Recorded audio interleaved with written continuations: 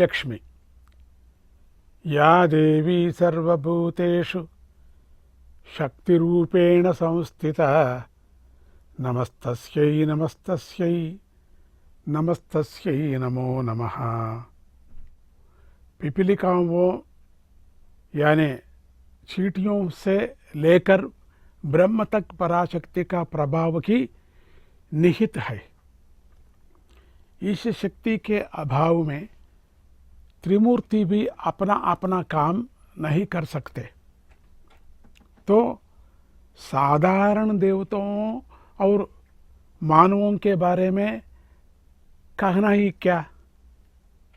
संसार में जब तक धर्मयुक्त व्यवहार आचरण होता रहेगा तब तक इस संसार की स्थिति गतियाँ साफ सीधा रहेंगी। धर्म तो समस्त जीवों के लिए श्वास के समान है। उसमें अवरोध उत्पन्न नहीं होना चाहिए।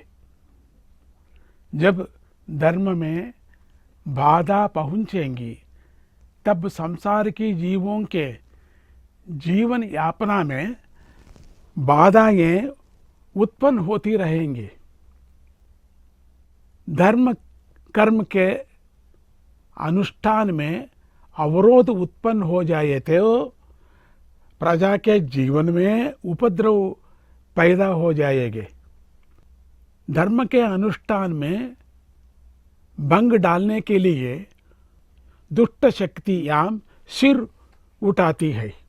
यज्ञ याग में मुनियों तापसियों योगियों के अनुष्ठान में बाधाएं पहुंचाते हुए राक्षसी शक्तियां संसार को पीड़ित करते रहते हैं। इस तथ्य के कई प्रमाण हमारे पुराणों में वर्णित है।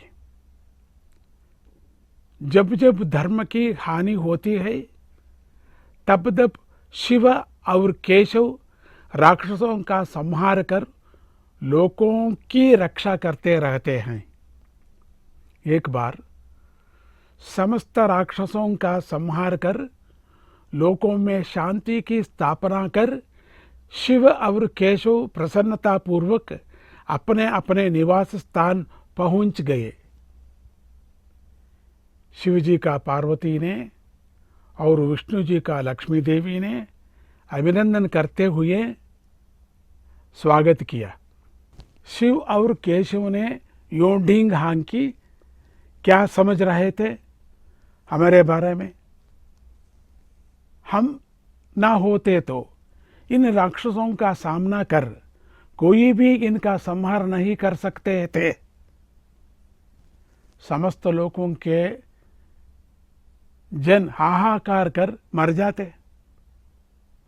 हमने इसलिए विजृंभित होकर समस्त राक्षसों का संहार किया। हमारे बल पराक्रम का सामना कर सकने वाला है कौन? अब तो आपको मालूम हुआ ना हम कितने पराक्रमी हैं। शिव केशव की आत्म प्रशंसा सुनकर लक्ष्मी और पार्वती वहां से अज्ञात प्रदेश में चली गई। उनके लिए शिव केशव ने खूब ढूंढा किंतु उनका पता नहीं लगा सके। उसी क्षण उन दोनों में अनूठ्य परिवर्तन आया। एकदम इतनी कमजोरी आई कि हाथ पैर तक हिला नहीं पा रहे थे। कमजोरी धीरे धीरे बढ़ते ही चले गई। एक दूसरे की और देखते हुए इस कमजोरी के कारण के बारे में सोच विचार में पड़ गए। तब ब्रह्मा जी उनके पास आए और उनकी दशा को देखकर सहानुभूति दर्शाई और महर्षियों को बुलाकर शिव केशव की दीन दशा बताई। ब्रह्मा जी समझ गए कि लक्ष्मी पार्वती के चले जाने पर ही इनकी ये दशा हुई है। उन्होंने महर्षियों से अनुरोध किया कि शिव केशव को मामूली स्थिति में लाए यज्ञ करे। महर्षियों ने समस्त देवताओं के उपस्थित रहने पर ब्रह्मा जी के आदेशानुसार शिव केशव को बिठाकर यज्ञ संपन्न कराया। यज्ञ के अंत में पराशक्ति ने दर्शन देकर अनेक वर प्रदान किए। लक्ष्मी और पार्वती को उन्हें पुनः प्रदान करते हुए कहा कि लक्ष्मी, पार्वती और सरस्वती मेरे ही अंश से युक्त है। इनकी शक्ति ही आप लोगों को शक्तिमान बना रही है। पूर्व में मैंने ही अपनी शक्ति के अंश रूप में आपको प्रदान किया था, लेकिन आप लोग इसे भूल गए और इस अहंकार में पड़ गए कि आप लोगों ने राक्षसों का संहार किया है। इसके अतिरिक्त लक्ष्मी और पार्वती के पास जाकर डींग हाँकी। आपके डींग को सुनकर ही अपनी पत्नियां अदृश्य हो गई। दूसरे ही क्षण आप दोनों अशक्त कमजोर बन गए। आप में जो शक्ति है वह आपकी नहीं, आपकी पत्नियों की है। वे मेरे ही अंश है। इस प्रकार पराशक्ति ने वास्तविकता का प्रबोधन किया। इसलिए इस श्लोक में किसी को भी अपनी शक्ति और सामर्थ्य पर गर्व नहीं करना चाहिए। जगत जननी गौरी लक्ष्मी के कारण ही हम शक्तिमान बन रहे हैं।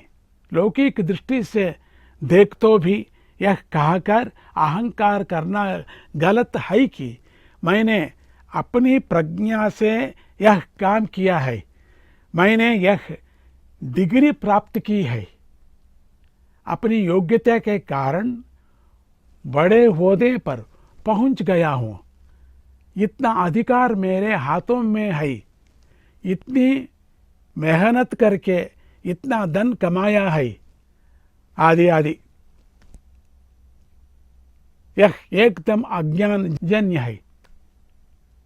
हम में किसी भी प्रकार की शक्ति क्यों न हो, वह उस पराशक्ति गौरी लक्ष्मी का ही अनुग्रह है। इस तथ्य को समझ लेने के बाद हम में गर्व नहीं रहता। हम सब में निहित शक्ति को भजे। जय गुरुदत्ता, श्री गुरुदत्ता।